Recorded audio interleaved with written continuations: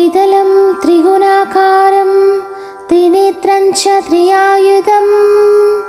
त्रिजन्म पापसंहारम् एकबिल्वं शिवार्पणम् त्रिशाखै बिल्वपत्रैश्च अच्छित्रै कोमलै शुभै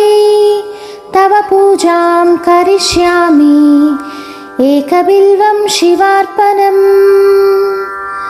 कोटिकन्या महादानं तिलपर्वतकोटयः काञ्चनं क्षीणदानेन एकबिल्वं शिवार्पणम् काशीक्षेत्रनिवासं च कालभैरवदर्शनं प्रयागे